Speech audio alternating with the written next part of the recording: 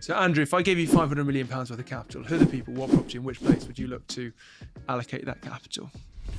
Well, I've thought about this, and I've mentioned to you probably offline that I'm quite conservative by nature. So I'm gonna carve it up, but I'm gonna go with people I know and assets that I know. And my biggest bet will be on healthcare, private healthcare. So I'm gonna put £150 million into private healthcare in the UK for obvious reasons. The occupiers are heavily invested. They spend millions on their kit, scanning machines, and so forth, and the premises. They take long leases. Demographically, we're getting older. And in the case of the UK, we've got both international and domestic patients who are going to pay whatever it takes to get fixed or to be in the best care. So I'm going to put 150 million. I also prefer to back real experts as opposed to back myself. So if they'll have me, I'm going to go and knock on Howard Warden's door and see if I can put 150 million into into the Harley Street area. I'm not sure they'll take it, but I'll give it a go. I'm going to put 100 million into the Cambridge Oxford ARC, and surprise, surprise, that takes me to the Howard Group.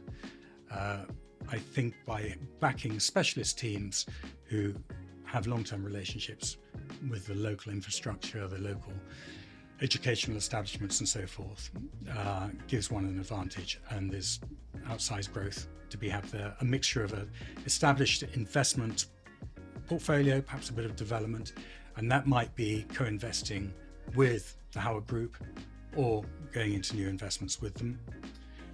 I'm going to put £100 million into industrials in the south half of the country.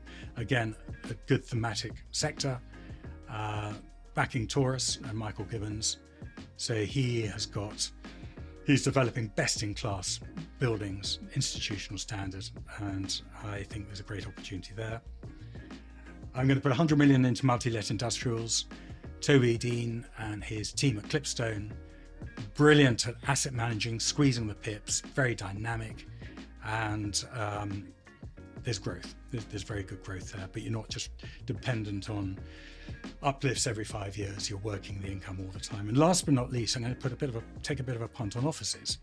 50 million, and I'm going to go with a Riga as an operating partner around flexible offices.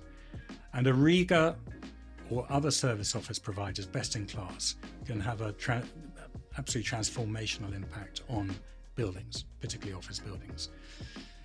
There's a very big discount on offices at the moment, so I see the opportunity to be buying into offices of double-figure yields with an element of void. That void, I would look for a Riga to occupy, to regenerate and put vitality into those buildings.